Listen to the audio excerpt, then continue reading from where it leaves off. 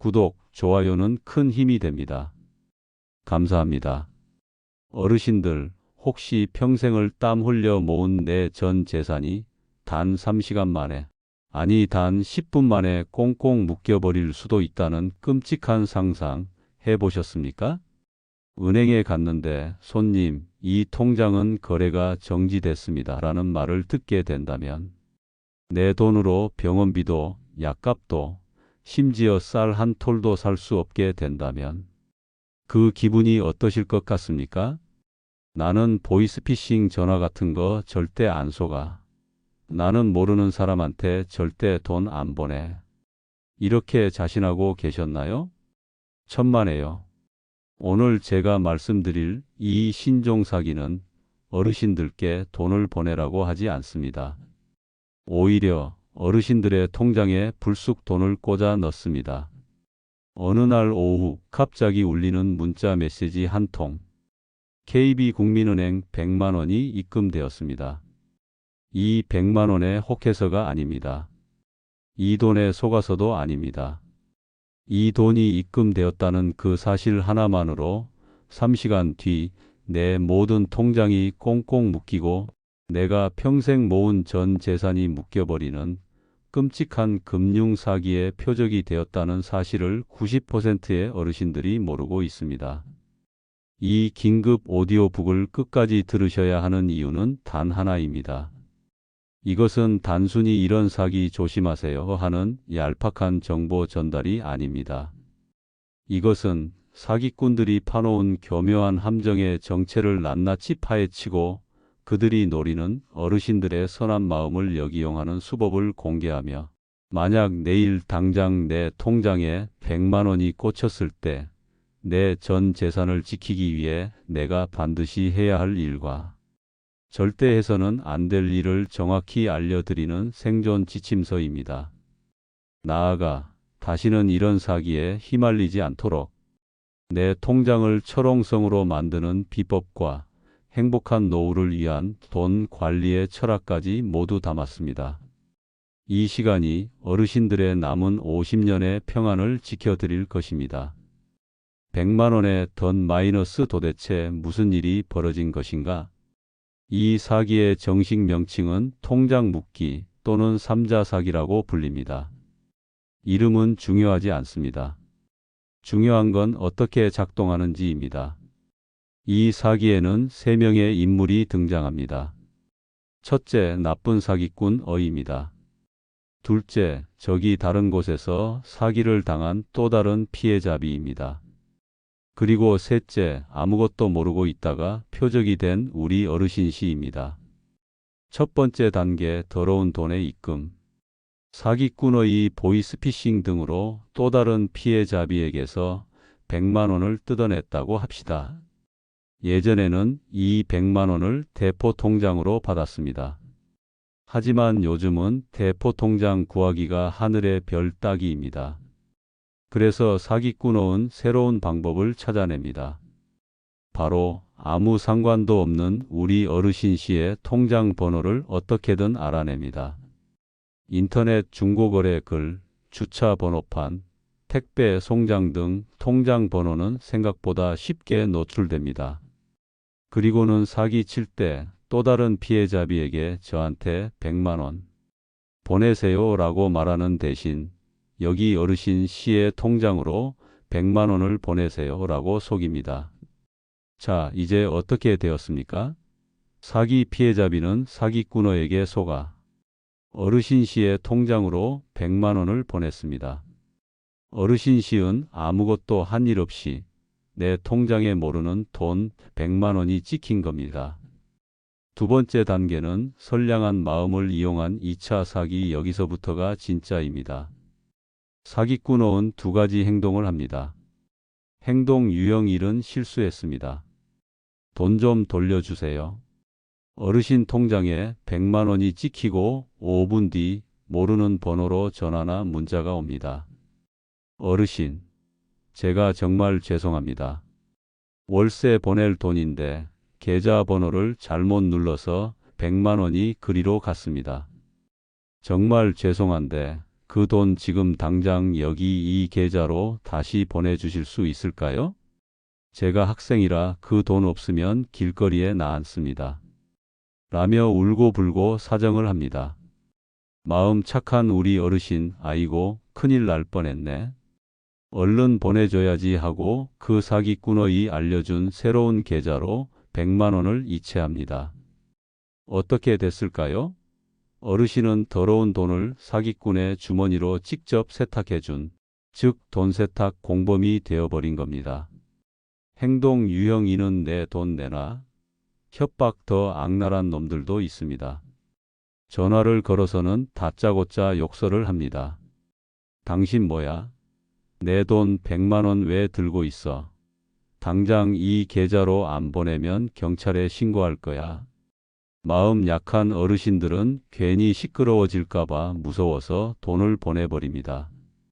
세 번째 단계는 3시간의 공포, 전 재산 동결자. 이제 최악의 상황이 벌어집니다. 저기 멀리 있던 또 다른 피해자비가 자신이 사기당한 것을 깨닫고 은행과 경찰에 신고합니다. 제가 이 통장 어르신 씨의 통장으로 100만 원을 보냈는데 사기당했습니다. 은행은 어떻게 할까요? 신고가 접수되는 즉시 법에 따라 사기 이용 계좌로 등록된 어르신 씨의 통장을 지급 정지시켜 버립니다. 즉, 통장 묵기가 실행된 겁니다. 이 지급 정지가 얼마나 무서운지 아십니까? 그 100만 원이 입금된 통장 하나만 묶이는 게 아닙니다. 그 통장과 연결된 모든 은행의 모든 전자금융 거래가 싹 다 멈춥니다.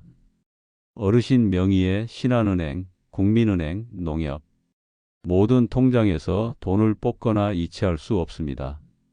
체크카드, 신용카드 사용이 막힙니다. 당장 내일 병원비 낼 돈, 아파트 관리비 낼 돈, 손주 용돈 줄 돈. 내 통장에 1억이 있든 10억이 있든 단 1원도 꺼내 쓸 수 없게 되는 겁니다. 평생 모은 내 전 재산이 나도 모르는 100만 원 때문에 단 3시간 만에 꽁꽁 묶여버린 겁니다. 90%가 무너지는 최악의 대응 vs 10%가 살아남는 철벽의 비법.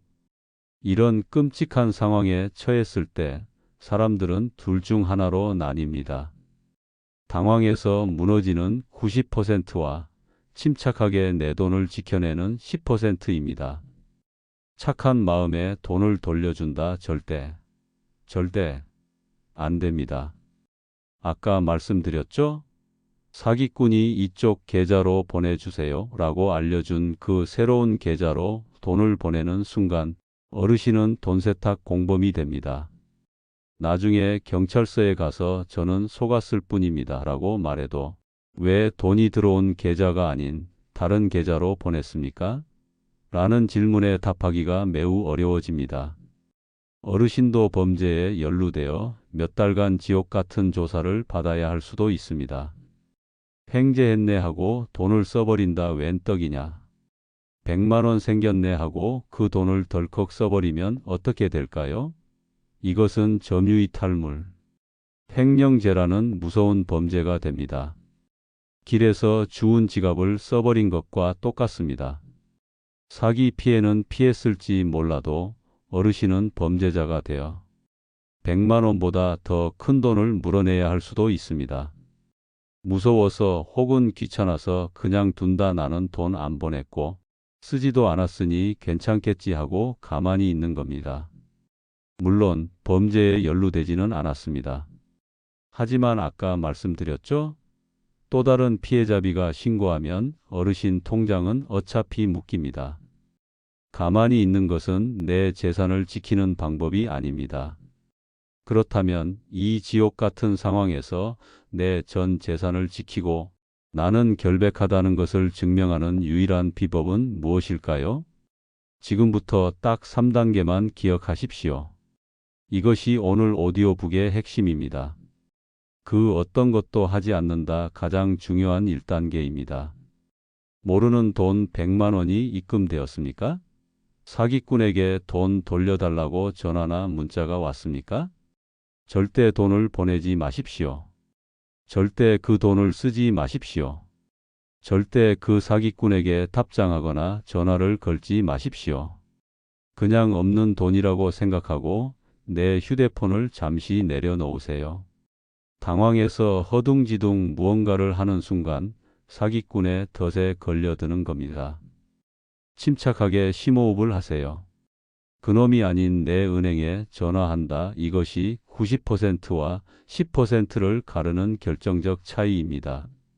사기꾼이 나는 국민은행인데요 라고 말해도 그놈의 말을 믿지 마십시오. 내 지갑에서 내 카드를 꺼내세요. 혹은 내 통장을 꺼내세요. 거기에 적혀 있는 내가 원래 알고 있던 내 은행의 진짜 고객센터 번호로 직접 전화를 거십시오. 전화해서 이렇게만 말씀하세요. 상담원 연결 부탁합니다. 네, 상담원님. 제 계좌 123-XXX에 방금 모르는 돈 100만 원이 입금되었습니다. 저는 모르는 돈입니다. 아마도 누가 잘못 보낸 차고 송금인 것 같습니다. 확인 부탁드립니다. 차고 송금 반환 절차를 밟는다. 이렇게 은행에 정식으로 신고하면 은행은 차고 송금 반환 절차라는 것을 안내해 줄 겁니다. 이것은 법적으로 정해진 아주 안전한 절차입니다. 은행이 돈을 보낸 원래 주인 즉 사기 피해자 B에게 연락해서 돈을 잘못 보낸 것이 맞느냐고 확인한 뒤 어르신의 동의를 받아 그 100만 원을 원래 주인의 계좌로 안전하게 돌려보내 줍니다. 어떻습니까? 어르신은 사기꾼 A의 더러운 계좌가 아닌 원래 돈 주인 B에게 돈을 돌려주게 된 겁니다. 어르신은 돈 세탁 공범이 되기는커녕 오히려 사기 피해자가 돈을 되찾도록 도와준 셈이 되었습니다. 어르신은 은행에 나는 이 돈과 상관없다고 신고한 기록까지 남겼습니다. 이제 사기꾼 A이 아무리 어르신 통장을 신고하고 묶으려고 해도 어르신은 당당하게 은행 기록을 증거로 제출하며 나는 사기꾼이 아니라 피해자를 도운 사람이다 라고 외칠 수 있습니다. 이 3단계, 즉 아무것도 안 하기, 내 은행에 전화하기, 차고 송금 반환하기, 이것만이 내 전 재산을 지키는 유일하고도 완벽한 비법입니다. 어르신들, 오늘 제 이야기가 정말 피가 되고 살이 된다고 느끼지 않으십니까? 이런 무서운 사기 수법은 나만 알아서는 안 됩니다. 지금 당장 내 남편, 내 아내, 그리고 특히 금융거래에 익숙지 않은 내 친구들에게 이거 꼭 한번 들어보라고 이 오디오북을 공유해 주십시오. 어르신의 이 공유 버튼 한 번이 내 소중한 지인의 전 재산을 지켜줄 수 있습니다. 그리고 이 채널 구독과 좋아요를 눌러주시면 제가 앞으로도 어르신들의 든든한 노후를 지켜드릴 더 많은 지혜와 정보를 가지고 찾아뵙겠습니다. 이미 묶였다면 3시간 안에 이렇게 행동하라. 그런데 만약 내가 이 비법을 알기 전에 이미 통장이 묶여버렸다면 어떻게 할까요? 전 재산이 묶여 당장 내일 쌀 돈도 없다면 정말 눈앞이 캄캄하실 겁니다. 여기서도 골든타임이 있습니다. 1단계는 즉시 은행으로 달려가라. 전화로 안 됩니다. 지급 정지를 풀기 위해서는 내가 직접 가야 합니다. 신분증을 들고 당장 내 주거래 은행에 가장 가까운 지점으로 달려가십시오.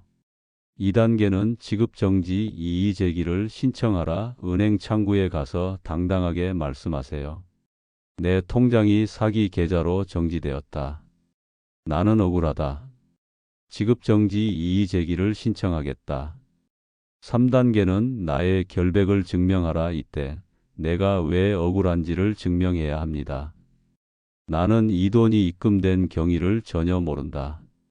이 돈이 입금된 직후 돈을 돌려달라는 이런 문자 전화를 받았다.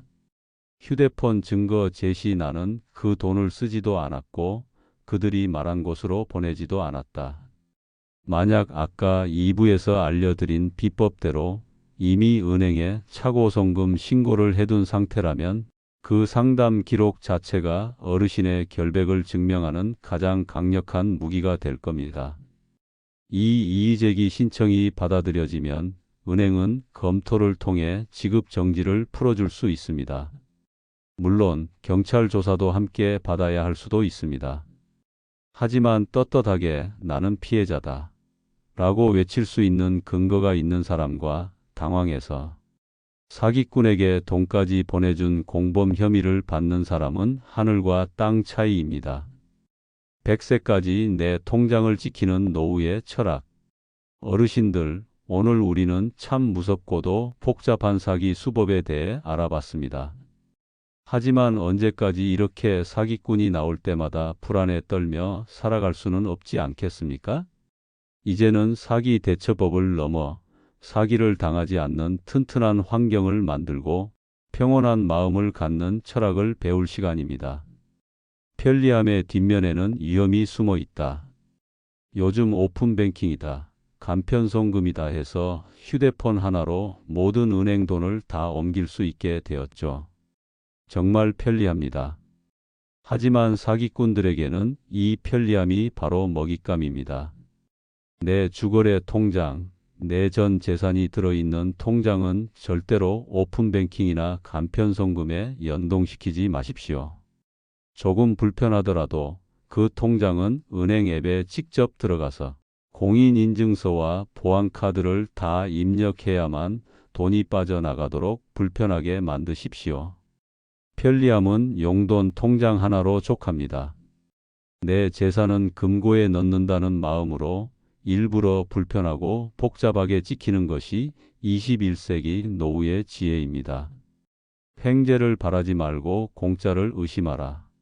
사기꾼들이 노리는 인간의 가장 약한 고리는 바로 욕심과 공포, 그리고 선한 마음입니다.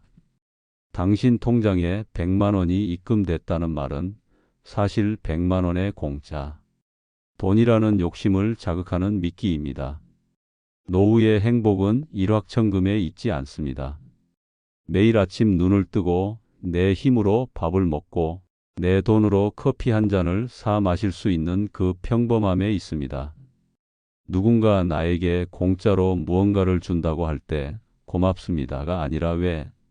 라고 먼저 물어보십시오. 세상에 이유 없는 친절과 공짜는 없습니다. 그 뒤에는 반드시 나를 노리는 날카로운 갈고리가 숨어 있음을 명심하십시오. 걸려온 전화로는 절대 돈 문제를 해결하지 않는다. 이것 하나만은 오늘 가슴에 새기고 주무십시오. 은행이든 경찰이든 검찰이든 구청이든 걸려온 전화에서 돈자가 나온다면 그 즉시 사기입니다. 어르신 세금이 환급됐습니다. 어르신 연금이 더 나옵니다. 어르신 계좌가 위험합니다. 모두 거짓말입니다. 진짜 공공기관은 절대 전화로 돈 이야기를 먼저 꺼내지 않습니다. 그들의 말이 진짜인지 궁금하다면 이렇게만 하십시오. 알겠습니다. 제가 지금 바쁘니 제가 직접 전화 걸겠습니다. 하고 전화를 끊으세요. 그리고 112, 114에 물어서 그 기관의 진짜 대표 번호를 알아낸 뒤 내가 직접 전화를 걸어서 확인하십시오. 이 끊고 다시 걸기 습관 하나만으로도 어르신은 대한민국 모든 보이스피싱과 사기로부터 99% 해방될 수 있습니다. 네, 선생님. 좋습니다. 앞서 우리는 이 통장 묶기 사기의 끔찍한 작동 방식과 그에 맞서는 3단계 철벽 비법, 그리고 이미 묶였을 때의 이의제기 방법까지 모두 알아봤습니다. 1시간 30분이 넘는 긴 시간이었지만 어르신들의 재산을 지키기 위한 핵심적인 방패를 만든 시간이었습니다. 하지만 어르신들, 사기꾼들이 무서운 진짜 이유가 뭔지 아십니까? 그들은 우리의 돈만 노리는 것이 아닙니다. 그들은 우리의 마음을 무너뜨리고 관계를 파괴하며 평생 쌓아 올린 자존심마저 짓밟아 버립니다. 그래서 지금부터 사천자를 더해 우리는 이 신종 사기의 이면에 숨겨진 더 깊고 무서운 함정들과 돈을 넘어 어르신들의 마음과 가족 관계까지 지켜내는 궁극의 지혜에 대해 이야기를 나눠보고자 합니다. 이 이야기는 어쩌면 앞서 들으신 대처법보다 더 중요할 수 있습니다. 사기보다 무서운 두 번째 화살은 수치심과 고립입니다. 어르신들, 제가 상담을 통해 만났던 분 중에 경기도 광명시에 사시던 김 사장님이라는 분이 계십니다. 평생을 시장에서 건실하게 장사만 해오신 자수성가한 분이셨죠. 누구보다 정직하게 사셨고 돈 문제에 있어서는 한치 오차도 없이 살아오신 것을 평생의 자부심으로 여기셨습니다. 그러던 어느 날 이 어르신 통장에 나도 모르는 200만 원이 꽂혔습니다. 그리고 10분 뒤 사기꾼의 협박 전화가 걸려왔죠. 당신 뭐야? 내 돈 안 보내면 당장 신고해서 통장 묶어버릴 거야. 김 사장님, 평생 그런 막말을 들어보신 적이 없었습니다. 너무도 당황하고 분했지만 나는 떳떳하다는 생각에 신고할 테면 해보라. 고 소리치고 전화를 끊어버리셨습니다. 결과는 어땠을까요? 네, 우리가 배운 대로입니다. 정확히 3시간 뒤 김 사장님의 모든 통장이 꽁꽁 묶여버렸습니다. 시장 상인들에게 줄 물건 대금, 직원들 월급, 아파트 관리비. 당장 수천만 원이 오가야 할 모든 거래가 올 스톱되었습니다. 여기서부터가 진짜 비극의 시작입니다. 김 사장님은 이 사실을 아내에게도 자식들에게도 말하지 못했습니다. 왜일까요? 돈이 묶인 것보다 평생을 똑똑하다고 자부했던 내가 이런 어처구니 없는 일에 휘말렸다는 수치심과 창피함이 너무나도 컸기 때문입니다. 자식들이 이 사실을 알면 나를 얼마나 한심하게 볼까? 평생 모은 재산 하나 못 지킨 바보라고 손가락질하겠지. 이 수치심이라는 첫 번째 화살이 김 사장님을 고립시켰습니다. 그는 은행을 찾아가 우리가 배운 이의제기 신청을 했습니다. 하지만 절차는 복잡했고 당장 돈이 급했던 김 사장님의 마음은 타들어갔습니다. 바로 그때 사기꾼에게서 두 번째 전화가 걸려왔습니다. 사장님 힘드시죠? 제가 사실 그쪽 돈 묶은 사람인데 저도 먹고 살려고 그랬습니다. 500만 원만 제 계좌로 보내주시면 제가 바로 경찰 신고 취하하고 통장 풀어드릴게요. 어르신들, 사기꾼이 덫에 걸린 짐승에게 두 번째 덫을 놓은 겁니다. 지급정지 해제를 미끼로 한 2차 사기입니다. 이성적일 때는 말도 안 되는 소리 하겠지만 전 재산이 묶여 눈앞이 캄캄하고 가족에게 말도 못하고 끙끙 앓던 김 사장님은 지푸라기라도 잡는 심정이었습니다. 그는 결국 그 500만 원을 사기꾼에게 빌려서 보내고 말았습니다. 결과는 말씀드리지 않아도 아시겠죠. 사기꾼은 돈을 받고 사라졌고 통장은 풀리지 않았습니다. 나중에 이 사실을 알게 된 자식들은 불같이 화를 냈습니다. 그런데 그 화의 방향이 이상했습니다.